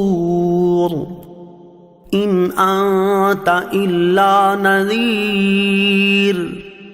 ترجمہ، اور زندہ اور مردے برابر نہیں، بے شک اللہ سناتا ہے جسے چاہتا ہے، اور تم انہیں سنانے والے نہیں جو قبروں میں پڑے ہیں، تم تو یہی ڈر سنانے والے ہو۔ وما يستوي الأحياء ولا الأموات، اور زندہ اور مردے برابر نہیں۔ اس آیت میں زندوں سے مراد مومنین یا علماء ہیں، اور مردوں سے کفار یا جاہل لوگ مراد ہیں۔ ان کے بارے میں فرمایا کہ یہ دونوں برابر نہیں۔ اس کے بعد ارشاد فرمایا کہ بے شک اللہ سناتا ہے جسے چاہتا ہے۔ اس سے مراد یہ ہے کہ جس کی ہدایت منظور ہو اسے اللہ تعالیٰ ایمان کی توفیق عطا فرماتا ہے۔ وما انت بمسمع من فی القبور، اور تم انہیں سنانے والے نہیں جو قبروں میں پڑے ہیں۔ آیت کے اس حصے میں کفار کو مردوں سے تشبیہ دی گئی کہ جس طرح مردے سنی ہوئی بات سے نفع نہیں اٹھا سکتے اور نصیحت قبول نہیں کر سکتے، بد انجام کفار کا بھی یہی حال ہے کہ وہ ہدایت و نصیحت سے فائدہ نہیں اٹھاتے۔ یاد رہے کہ اس آیت سے مردوں کے نہ سننے پر استدلال کرنا صحیح نہیں ہے، کیونکہ آیت میں قبر والوں سے مراد کفار ہیں نہ کہ مردے، اور سننے سے مراد وہ سننا ہے جس پر ہدایت کا نفع مرتب ہو، اور جہاں تک مردوں کے سننے کا تعلق ہے تو یہ کثیر احادیث سے ثابت ہے۔ نوٹ: اس مسئلے کی تفصیل سورہ نمل کی آیت نمبر 80 میں گزر چکی ہے۔ ان انت الا نذیر، تم تو یہی ڈر سنانے والے ہو، یعنی اے حبیب علیہ الصلوۃ والسلام، آپ کی ذمہ داری صرف تبلیغ کر دینا اور اللہ تعالیٰ کے عذاب سے ڈرا دینا ہے۔ اب اگر سننے والا آپ کی نصیحتوں پر غور کرے اور قبول کرنے کے لیے سنے تو نفع پائے گا، اور اگر وہ کفر پر قائم رہنے والے منکرین میں سے ہو اور آپ کی نصیحت سے کوئی فائدہ نہ اٹھائے تو اس میں آپ کا کچھ حرج نہیں، بلکہ وہی محروم ہے۔ إِنَّا أَرْسَلْنَاكَ بِالْحَقِّ بَشِيرًا وَنَذِيرًا وَإِن مِّنْ أُمَّةٍ إِلَّا خَلَا فِيهَا نَذِيرٌ۔ ترجمہ: اے محبوب، بے شک ہم نے تمہیں حق کے ساتھ خوشخبری دیتے ہوئے اور ڈراتے ہوئے بھیجا، اور کوئی امت ایسی نہیں جس میں کوئی ڈرانے والا نہ گزرا ہو۔ اِنَّا أَرْسَلْنَاكَ بِالْحَقِّ بَشِيرًا وَنَذِيرًا، اے محبوب، بے شک ہم نے تمہیں حق کے ساتھ خوشخبری دیتے ہوئے اور ڈراتے ہوئے بھیجا، یعنی اے حبیب صلی اللہ تعالیٰ علیہ وسلم، بے شک ہم نے تمہیں حق کے ساتھ ایمانداروں کو جنت کی خوشخبری دینے والا اور کافروں کو اللہ تعالیٰ کے عذاب سے ڈرانے والا بنا کر بھیجا، اور کوئی امت ایسی نہیں جس میں کوئی ڈرانے والا نہ گزرا ہو، خواہ وہ نبی ہو یا عالم دین جو نبی کی طرف سے اللہ تعالیٰ کی مخلوق کو اللہ تعالیٰ کا خوف دلائے۔ وَإِن يُكَذِّبُوكَ فَقَدْ كَذَّبَ الَّذِينَ مِن قَبْلِهِمْ جَاءَتْهُمْ رُسُلُهُم بِالْبَيِّنَاتِ وَبِالزُّبُرِ وَبِالْكِتَابِ الْمُنِيرِ۔ ترجمہ: اور اگر یہ تمہیں جھٹلائیں تو ان سے پہلے لوگ بھی جھٹلا چکے ہیں، ان کے پاس ان کے رسول روشن دلیلیں اور صحیفے اور روشن کر دینے والی کتابیں لے کر آئے۔ وَإِن يُكَذِّبُوكَ، اور اگر یہ تمہیں جھٹلائیں۔ اس آیت میں اللہ تعالیٰ نے اپنے حبیب علیہ الصلوۃ والسلام کو تسلی دیتے ہوئے ارشاد فرمایا کہ اے پیارے حبیب صلی اللہ تعالیٰ علیہ وآلہ وسلم، اگر کفار مکہ آپ کو جھٹلانے پر ہی قائم ہیں تو آپ ان کی اور ان کے جھٹلانے کی پرواہ نہ کریں۔ ان سے پہلی امتوں کے لوگ بھی اپنے رسولوں علیہ الصلوۃ والسلام کو جھٹلا چکے ہیں، حالانکہ ان کے پاس ان کے رسول اپنے دعوے کی صداقت اور اپنی نبوت پر دلالت کرنے والے روشن معجزات، صحیفے اور حق کو روشن کر دینے والی کتابیں توریت، انجیل اور زبور لے کر آئے تھے۔ ثم أخذت الذين كفروا فكيف كان نكير۔ ترجمہ: پھر میں نے کافروں کی گرفت کی تو میرا انکار کیسا ہوا۔ ثم اخذت الذين كفروا، پھر میں نے کافروں کی گرفت کی، یعنی پھر ہم نے ان لوگوں کو طرح طرح کے عذابوں میں گرفتار کر کے ہلاک کر دیا جنہوں نے ہمارے رسولوں علیہ الصلوۃ والسلام کی رسالت کو نہ مانا اور ہماری نشانیوں کی حقیقت کا انکار کیا اور اپنے جھٹلانے پر قائم رہے۔ اے حبیب علیہ الصلوۃ والسلام، آپ دیکھیں انہیں میرا عذاب دینا کیسا ہوا۔ أَلَمْ تَرَ أَنَّ اللَّهَ أَنزَلَ مِنَ السَّمَاءِ مَاءً فَأَخْرَجْنَا بِهِ ثَمَرَاتٍ مُخْتَلِفًا أَلْوَانُهَا وَمِنَ الْجِبَالِ جُدَدٌ بِيضٌ وَحُمْرٌ مُخْتَلِفٌ أَلْوَانُهَا وَغَرَابِيبُ سُودٌ۔ ترجمہ، کیا تو نے نہ دیکھا کہ اللہ نے آسمان سے پانی اتارا تو ہم نے اس سے مختلف رنگوں والے پھل نکالے، اور پہاڑوں میں سفید اور سرخ رنگ والے راستے ہیں، ان کے مختلف رنگ ہیں، اور کچھ پہاڑ کالے، بہت ہی کالے ہیں۔ الم ترى، کیا تو نے نہ دیکھا؟ اس آیت میں اللہ تعالیٰ نے اپنی قدرت کی 2 نشانیاں بیان فرمائی ہیں، اور آیت کا خلاصہ یہ ہے کہ کیا تم نے اس بات پر غور نہ کیا کہ اللہ تعالیٰ نے آسمان سے بارش نازل فرمائی اور اس نے اس پانی سے زمین میں درختوں کو سیراب کیا، پھر اس نے انہی درختوں سے مختلف رنگوں والے بے شمار پھل نکالے، ان میں سے کسی کا رنگ سبز ہے، کسی کا سرخ، کسی کا سیاہ اور کسی کا زرد، اور جس طرح ان کے رنگ مختلف ہیں اسی طرح ان پھلوں کی اجناس بھی مختلف ہیں، جیسے انار، سیب، انجیر، انگور اور کھجور وغیرہ، اور ان میں سے ہر پھل کی مختلف اقسام ہیں۔ یوں ہی ان پھلوں کا ذائقہ، مہک، خصوصیات اور اثرات بھی ایک دوسرے سے بالکل جدا ہیں، حالانکہ پانی بھی ایک ہے اور زمین بھی ایک۔ اس یکسانیت کے باوجود یہ نرنگی اللہ تعالیٰ کی قدرت اور حکمت کی کیسی بڑی نشانی ہے۔ اسی طرح پہاڑوں میں بھی اللہ تعالیٰ کی قدرت کے جلوے دکھائی دیتے ہیں کہ سب اگرچہ مٹی یا پتھر کے ہیں لیکن ان میں بھی انفرادیت ہے۔ پہاڑوں میں کہیں سفید اور کہیں سرخ رنگ والے پتھر کے راستے ہیں، اور یہ رنگ بھی مختلف ہیں کہ کوئی ہلکا اور کوئی گہرا ہے، جبکہ کچھ پہاڑ بہت ہی گہرے کالے ہیں۔ وَمِنَ النَّاسِ وَالدَّوَابِّ وَالْأَنْعَامِ مُخْتَلِفٌ أَلْوَانُهُ كَذَلِكَ إِنَّمَا يَخْشَى اللَّهَ مِنْ عِبَادِهِ الْعُلَمَاءُ إِنَّ اللَّهَ عَزِيزٌ غَفُورٌ۔ ترجمہ، اور اسی طرح آدمیوں اور جانوروں اور چوپایوں کے مختلف رنگ ہیں، اللہ سے اس کے بندوں میں سے وہی ڈرتے ہیں جو علم والے ہیں، بے شک اللہ عزت والا، بخشنے والا ہے۔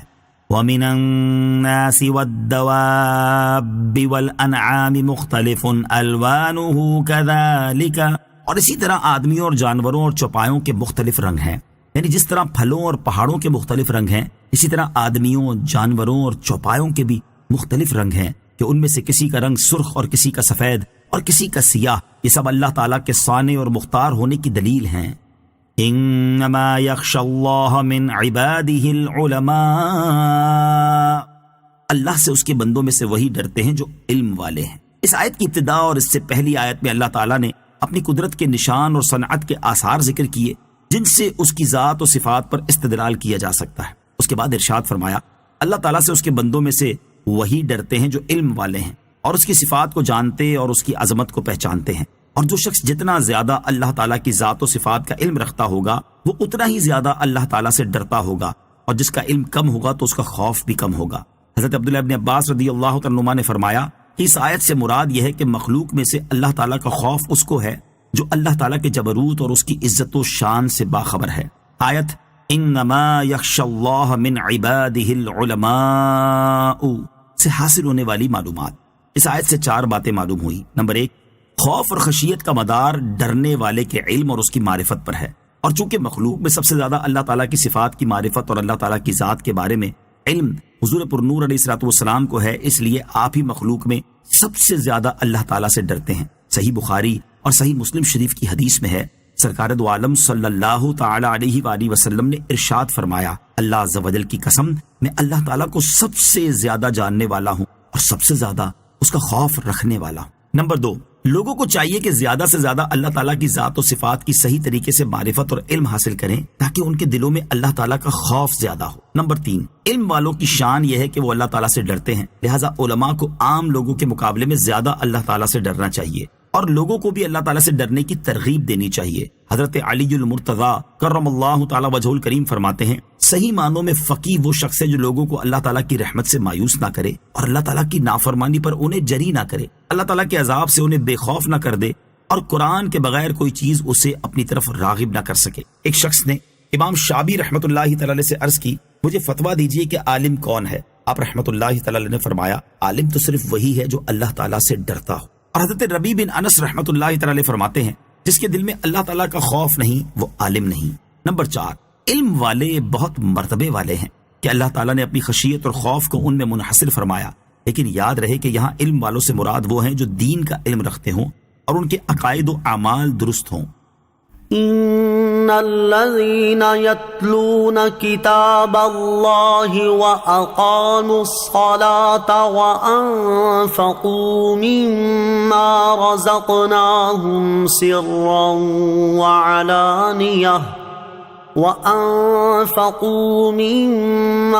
رزقناهم سرا وعلانية يرجون تجارة لن تبور ليوفيهم أجورهم ويزيدهم من فضله إنه غفور شكور۔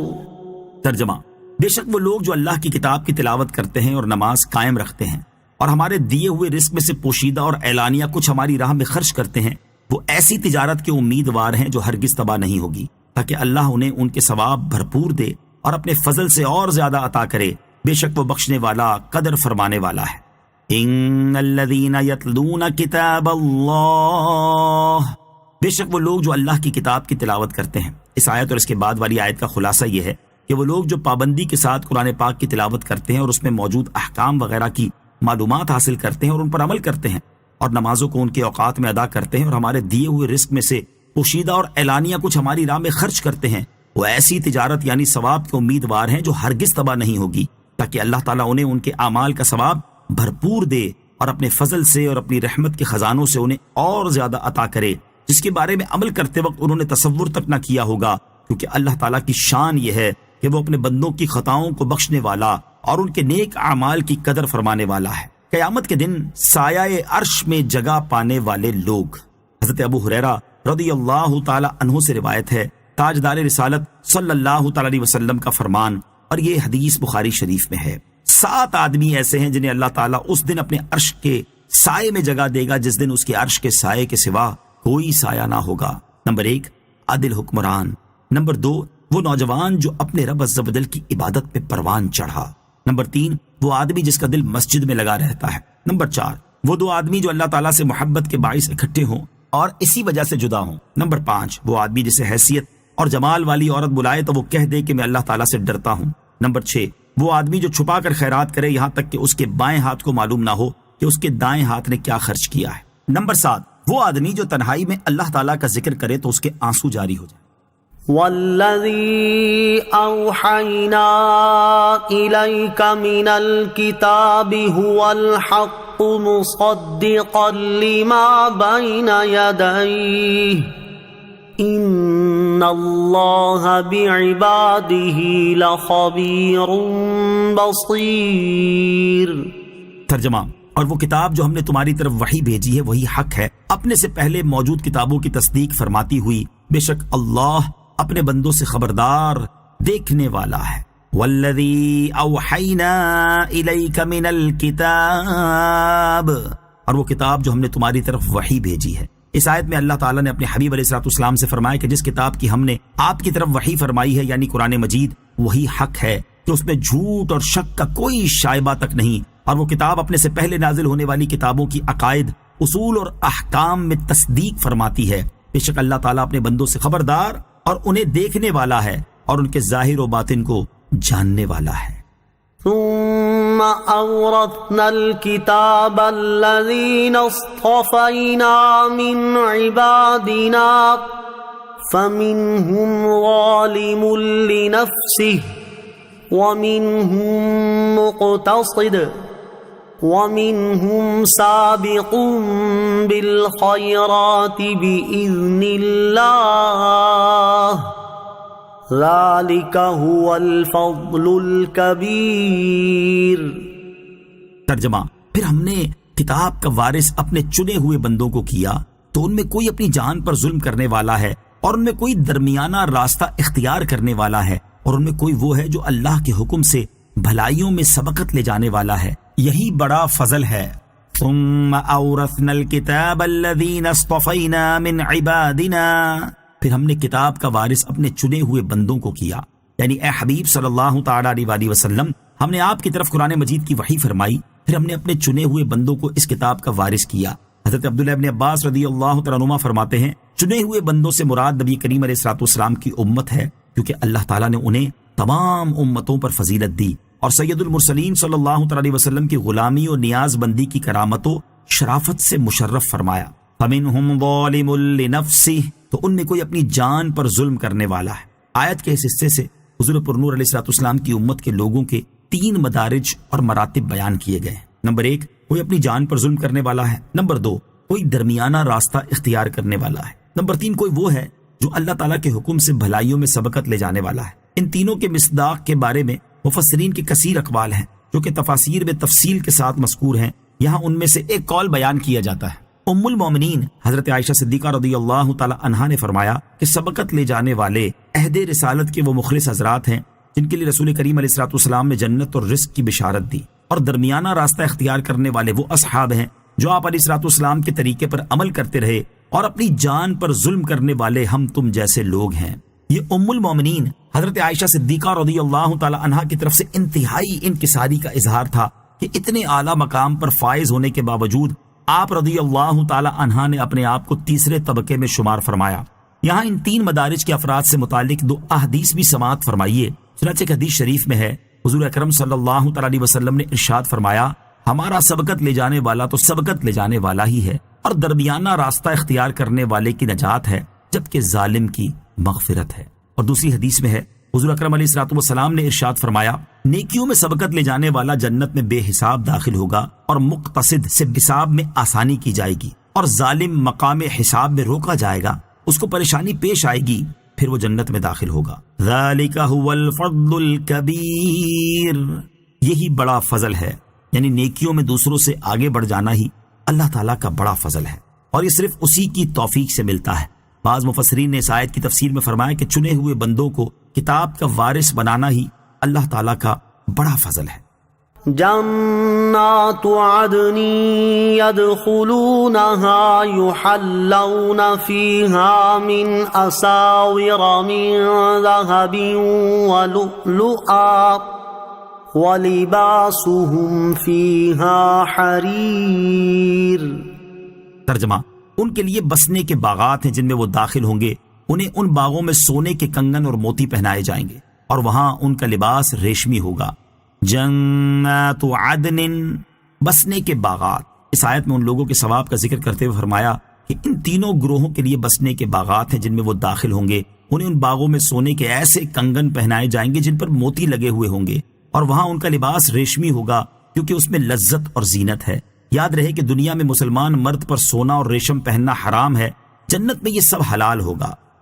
وَقَالُوا الْحَمْدُ لِلَّهِ الَّذِي أَذْهَبَ عَنَّا الْحَزَنَ إِنَّ رَبَّنَا لَغَفُورٌ شَكُورٌ۔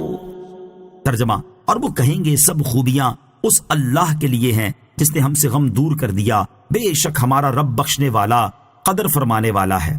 وقالوا، اور وہ کہیں گے، یعنی جنت میں داخل ہوتے وقت وہ اپنے رب عز و جل کی حمد کرتے ہوئے کہیں گے، سب خوبیاں اس اللہ تعالیٰ کے لیے ہیں جس نے ہمیں جنت میں داخل کر کے ہم سے غم دور کر دیا۔ اس غم سے مراد یا دوزخ کا غم ہے، یا موت کا، یا گناہوں کا، یا نیکیوں کے غیر مقبول ہونے کا، یا قیامت کی ہولناکیوں کا۔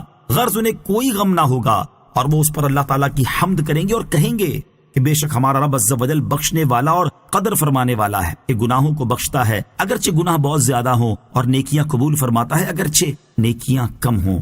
لا الہ الا اللہ پڑھنے کی فضیلت۔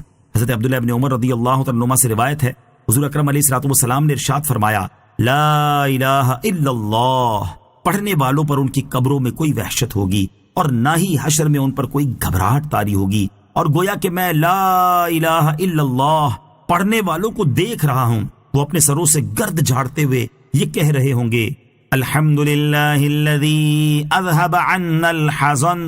ترجمہ، سب خوبیاں اس اللہ کے لیے ہیں جس نے ہم سے غم دور کر دیا۔ الذي أحلنا دار المقامة من فضله لا يمسنا فيها نصب ولا يمسنا فيها لغوب۔ ترجمہ، وہ جس نے ہمیں اپنے فضل سے ہمیشہ ٹھہرنے کے گھر میں اتارا، ہمیں اس میں نہ کوئی تکلیف پہنچے گی اور نہ ہمیں اس میں کوئی تھکاوٹ چھوئے گی۔ الذی احلنا دار المقامۃ من فضلہ، وہ جس نے ہمیں اپنے فضل سے ہمیشہ ٹھہرنے کے گھر میں اتارا۔ یہاں ان لوگوں کی گفتگو کا مزید حصہ بیان کیا گیا کہ وہ کہیں گے ہمارے رب عز و جل نے ہمیں ہمارے اعمال کی وجہ سے نہیں بلکہ اپنے فضل سے ایسے گھر یعنی جنت میں اتارا جس میں ہم ہمیشہ رہیں گے اور اس سے کبھی منتقل نہ ہوں گے، ہمیں اس میں نہ کوئی تکلیف اور مشقت پہنچے گی اور نہ ہمیں اس میں کوئی تھکاوٹ چھوئے گی۔ جنت اللہ تعالیٰ کے فضل سے ہی ملے گی۔ یاد رہے کہ جنت میں داخلہ محض اعمال کی وجہ سے نہ ہوگا بلکہ صرف اللہ تعالیٰ کے فضل سے ہوگا، جبکہ اعمال اللہ تعالیٰ کا فضل حاصل ہونے کا ذریعہ اور جنت میں درجات کی بلندی کا سبب ہیں۔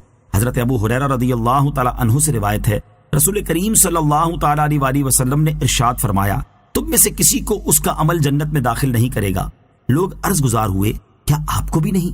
ارشاد فرمایا، مجھے بھی نہیں، مگر یہ کہ اللہ تعالیٰ مجھے اپنی رحمت میں ڈھانپ لے۔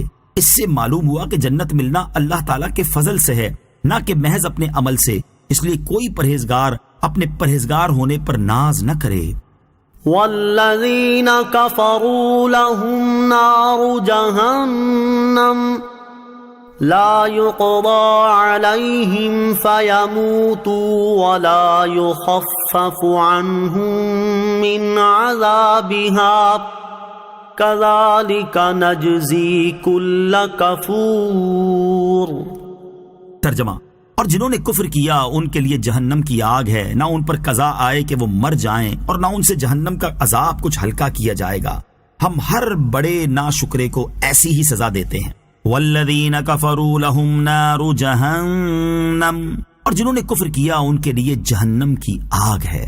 مومنین کے اوصاف بیان کرنے کے بعد اب کفار کے بارے میں بیان کیا جا رہا ہے کہ جنہوں نے کفر کیا ان کے لیے جہنم کی آگ ہے، نہ ان پر قضا آئے کہ وہ مر جائیں اور مر کر عذاب سے چھوٹ سکیں، اور نہ ان سے پلک جھپکنے کی مقدار جہنم کا عذاب کچھ ہلکا کیا جائے گا۔ جس طرح کی ہم نے انہیں سزا دی ایسی ہی سزا ہم ہر بڑے ناشکرے کو دیتے ہیں۔ وَهُمْ يَصْطَرِخُونَ فِيهَا رَبَّنَا أَخْرِجْنَا نَعْمَلْ صَالِحًا غَيْرَ الَّذِي كُنَّا نَعْمَلْ أَوَلَمْ نُعَمِّرْكُمْ مَا يَتَذَكَّرُ فِيهِ مَن تَذَكَّرَ وَجَاءَكُمُ النَّذِيرُ فَذُوقُوا فَمَا لِلظَّالِمِينَ مِن نَصِيرٍ۔ ترجمہ، اور وہ اس میں چیختے چلاتے ہوں گے، اے ہمارے رب ہمیں نکال دے تاکہ ہم اچھا کام کریں اس کے برخلاف جو ہم پہلے کرتے تھے۔ جواب ملے گا، اور کیا ہم نے تمہیں وہ عمر نہ دی تھی جس میں سمجھنے والا سمجھ لیتا اور تمہارے پاس ڈر سنانے والا تشریف لایا تھا؟ تو اب مزہ چکھو، پس ظالموں کے لیے کوئی مددگار نہیں۔ وَهُمْ يَصْطَرِخُونَ فِيهَا، اور وہ اس میں چیختے چلاتے ہوں گے، یعنی کفار جہنم میں چیختے اور فریاد کرتے ہوں گے کہ اے ہمارے رب ہمیں جہنم سے نکال دے اور دنیا میں بھیج دے تاکہ ہم کفر کی بجائے ایمان لائیں اور معصیت و نافرمانی کی بجائے تیری اطاعت اور فرما برداری کریں۔ اس پر انہیں جواب دیا جائے گا کہ ہم نے تمہیں دنیا میں وہ عمر نہ دی تھی جس میں سمجھنے والا سمجھ لیتا اور تمہارے پاس ڈر سنانے والے یعنی رسول اکرم صلی اللہ تعالیٰ علیہ وسلم تشریف لائے تھے، لیکن تم نے اس رسول محترم کی دعوت قبول نہ کی اور ان کی اطاعت و فرما برداری بجا نہ لائے، تو اب عذاب کا مزہ چکھو۔ پس ظالموں کے لیے کوئی مددگار نہیں جو ان سے عذاب کو دور کر کے ان کی مدد کر سکے۔ ان اللہ عالم غیب السماوات والارض انہ علیم بذات الصدور۔ ترجمہ، بے شک اللہ آسمانوں اور زمین کی ہر چھپی بات کو جاننے والا ہے، بے شک وہ دلوں کی بات جانتا ہے۔ ان اللہ عالم غیب السماوات والارض، بے شک اللہ آسمانوں اور زمین کی ہر چھپی بات کو جاننے والا ہے، یعنی آسمانوں اور زمین میں جو چیزیں بندوں سے غائب اور ان سے مخفی ہیں ان تمام چیزوں کو اللہ تعالیٰ جانتا ہے۔ جب اس کی شان یہ ہے تو اس پر کفار کے احوال کس طرح مخفی رہ سکتے ہیں؟ اللہ تعالیٰ جانتا ہے کہ اگر اب بھی انہیں دنیا میں لوٹا دیا جائے تو وہ کفر ہی کریں گے، اور بے شک اللہ تعالیٰ دلوں کی بات جانتا ہے۔ هو الذي جعلكم خلائف في الأرض فمن كفر فعليه كفره ولا يزيد الكافرين كفرهم عند ربهم إلا مقتا ولا يزيد الكافرين كفرهم إلا خسارا۔ ترجمہ، وہی ہے جس نے تمہیں زمین میں پہلے لوگوں کا جانشین کیا، تو جو کفر کرے تو اس کے کفر کا وبال اسی پر ہے، اور کافروں کے حق میں ان کا کفر ان کے رب کے پاس غضب ہی کو بڑھاتا ہے، اور کافروں کے حق میں ان کا کفر ان کے نقصان میں ہی اضافہ کرتا ہے۔ هو الذی جعلکم خلائف فی الارض، وہی ہے جس نے تمہیں زمین میں جانشین کیا۔ آیت کا خلاصہ یہ ہے کہ اللہ تعالیٰ نے ہی تمہیں زمین میں پہلے لوگوں کا جانشین کیا اور ان کی جائیداد اور ان کے قبضے میں موجود چیزوں کا مالک اور ان میں تصرف کرنے والا بنایا، اور ان کے منافع تمہارے لیے مباح کیے تاکہ تم ایمان و طاعت اختیار کر کے شکر گزاری کرو۔ تو جو کفر کرے اور ان نعمتوں پر شکر الہی نہ بجا لائے تو اپنے کفر کا وبال اسی کو برداشت کرنا پڑے گا، اور کافروں کا کفر ان کے رب عز و جل کے پاس غضب ہی کو بڑھاتا ہے، اور آخرت میں کافروں کا کفر ان کے نقصان میں ہی اضافہ کرے گا، کیونکہ اس کی وجہ سے وہ جنت سے محروم کر دیے جائیں گے۔ قل ارأيتم شركاءكم الذين تدعون من دون الله أروني ماذا خلقوا من الأرض أم لهم شرك في السماوات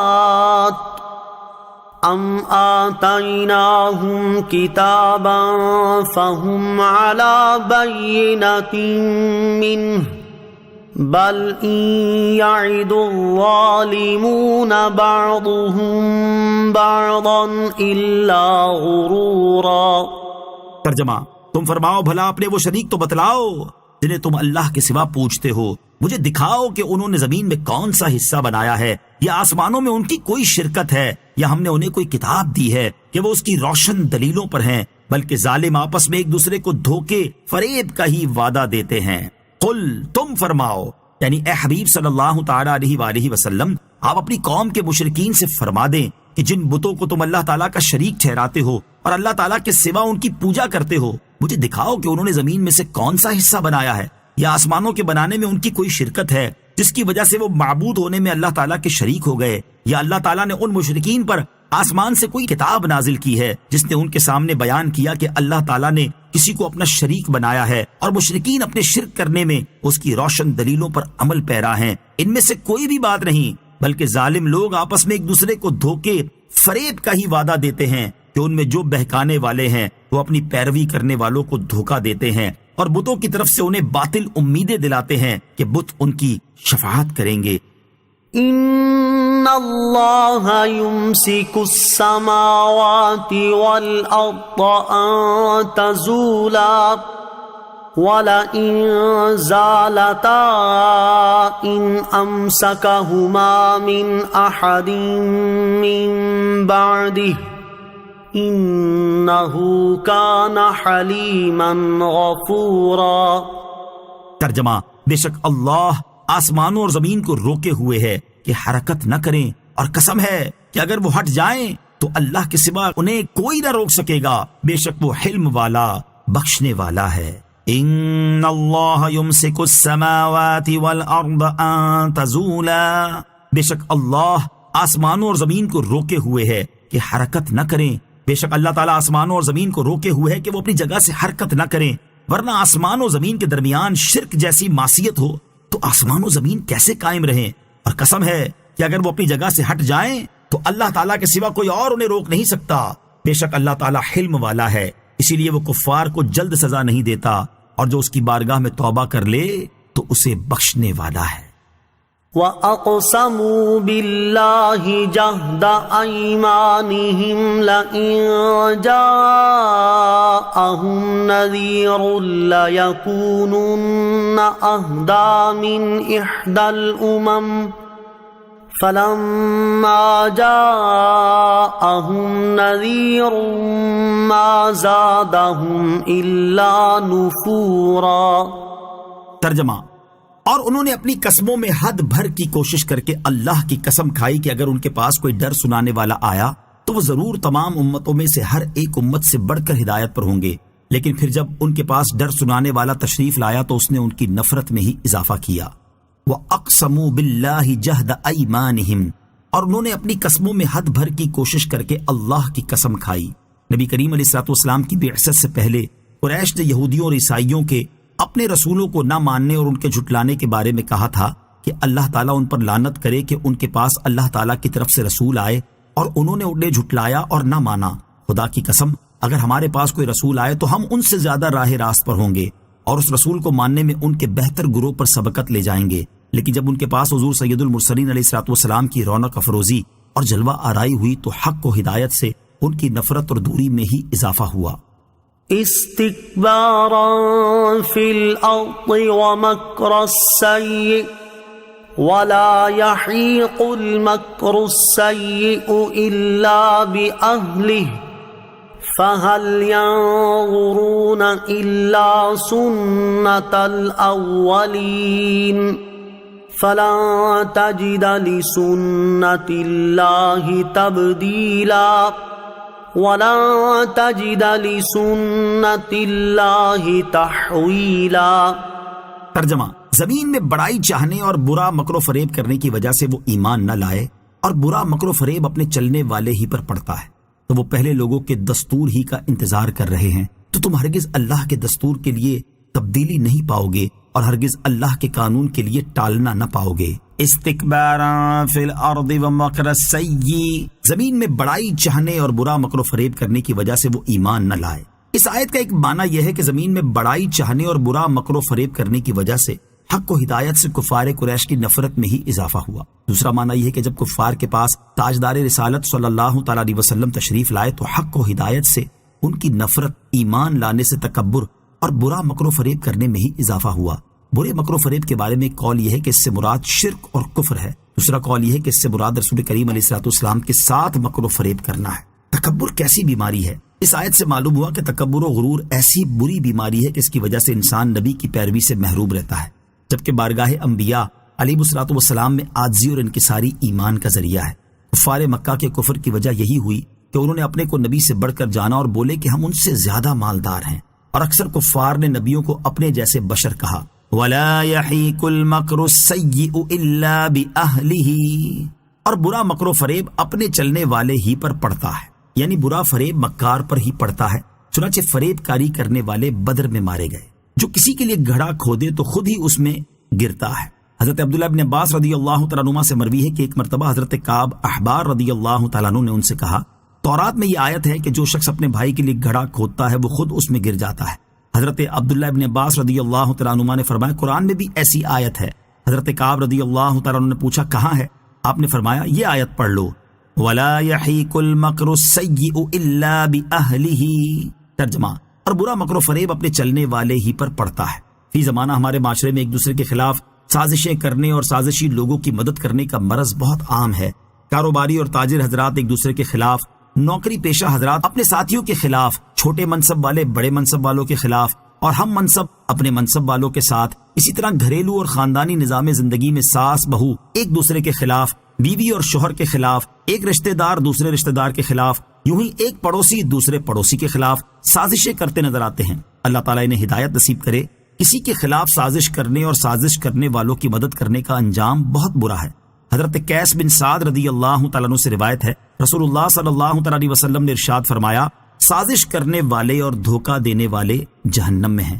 حضرت ابو ہریرہ رضی اللہ تعالیٰ عنہ سے روایت ہے، حضور اقدس صلی اللہ تعالیٰ علیہ وسلم نے ارشاد فرمایا، جس نے کسی کے خادم کو اس کے خلاف کیا تو وہ ہم میں سے نہیں، اور جس نے کسی عورت کو اس کے شوہر کے خلاف بھڑکایا تو وہ ہم میں سے نہیں۔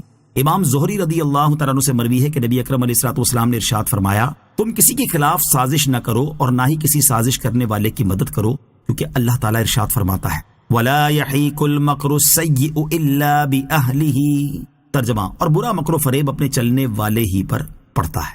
فَهَلْ يَنظُرُونَ إِلَّا سُنَّةَ الْأَوَّلِينَ، تو وہ پہلے لوگوں کے دستور ہی کا انتظار کر رہے ہیں۔ یہاں بیان فرمایا کہ اے حبیب علیہ الصلوۃ والسلام، یہ کفار آپ کو جھٹلا کر اس بات کا انتظار کر رہے ہیں کہ جس طرح ان سے پہلے رسولوں کو جھٹلانے والوں پر عذاب نازل ہوا، اسی طرح ان پر بھی عذاب نازل ہو۔ اس کے بعد فرمایا کہ رسولوں کو جھٹلانے والے کے بارے میں اللہ تعالیٰ کے عذاب کا دستور تبدیل نہیں ہوتا، اور نہ ہی وہ اپنے وقت سے ٹلتا ہے، بلکہ وہ لازمی طور پر پورا ہوتا ہے۔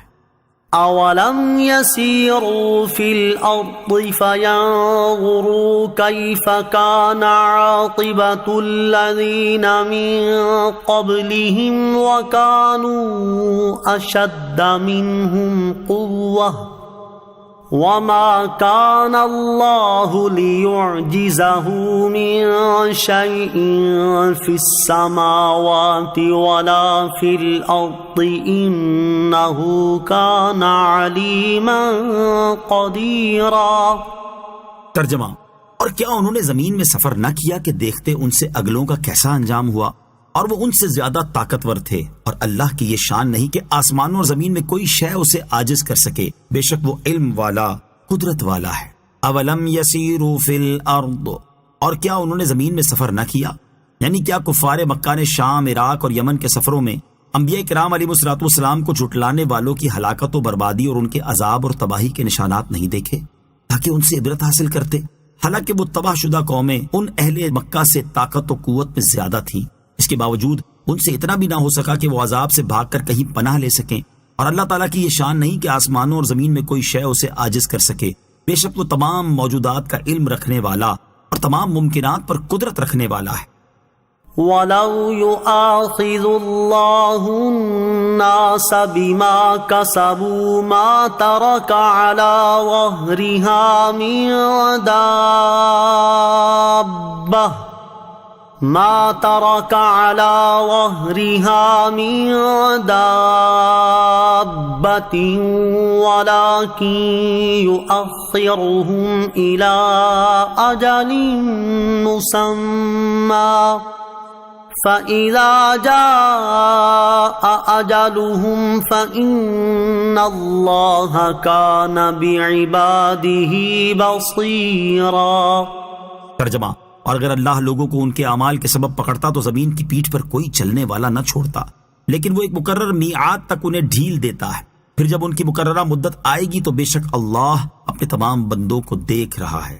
وَلَوْ يُؤَاخِذُ اللَّهُ النَّاسَ بِمَا كَسَبُوا، اور اگر اللہ لوگوں کو ان کے اعمال کے سبب پکڑتا، یعنی اگر اللہ تعالیٰ لوگوں کو ان کے گناہوں کی وجہ سے پکڑتا تو زمین کی پیٹھ پر کوئی چلنے والا نہ چھوڑتا، لیکن وہ مقررہ مدت یعنی قیامت کے دن تک انہیں ڈھیل دیتا ہے، پھر جب ان کے عذاب کی مقررہ مدت آئے گی تو یاد رکھو کہ بے شک اللہ تعالیٰ اپنے تمام بندوں کو دیکھ رہا ہے، وہ انہیں ان کے اعمال کی جزا دے گا، اور جو لوگ عذاب کے مستحق ہیں انہیں عذاب فرمائے گا، اور جو لائق کے کرم ہیں ان پر رحم و کرم کرے گا۔